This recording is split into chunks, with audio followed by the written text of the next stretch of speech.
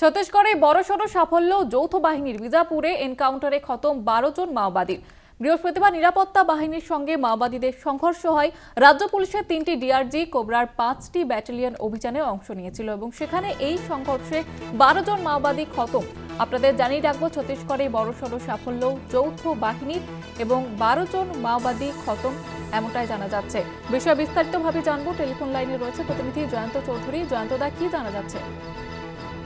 হ্যাঁ, তুমি ঠিকই বলেছো। 12 জন এখনো পর্যন্ত পুলিশ সূত্রে আমরা যা খবর পেয়েছি সেটা হচ্ছে ছত্তিশগড়ের বস্তারের দক্ষিণ বস্তারের গভীর জঙ্গলের মধ্যে, বিজাপুর জেলার অন্তর্গত সেই জঙ্গলের মধ্যে এই গুলি বিনিময় গতকাল রাত থেকেই চলছে। তার আগে আমরা জানি যে ওখানে মাইন বিস্ফোরণে 2 জন পুলিশ আহত হয়েছিলেন গতকালকে।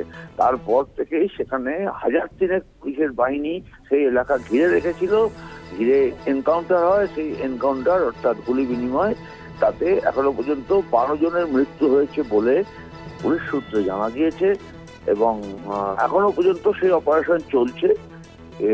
এখনো পর্যন্ত তার শেষ কতজন অন্যদিকে কেউ আহত বা হতাহত কিছু হয়েছে কিনা সে খবরও পাওয়া যায়নি। যেটুকু খবর পাওয়া গেছে পুলিশ সূত্রে সেটুকু হচ্ছে 12 জনের মৃত্যু হয়েছে এবং এখনো অপারেশন চলছে বিজাপুরের সেই জঙ্গলের মধ্যে।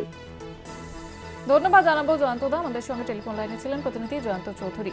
আপনাদের জানিয়ে রাখবো, বিজাপুরে সেখানে সংঘর্ষে 12 জন মাওবাদী খতম। ছত্তিশগড়ে বড়সড় সাফল্য যৌথ বাহিনীর এবং ইতিমধ্যেই 12 জন মাওবাদী খতম হয়েছে বলে জানা যাচ্ছে।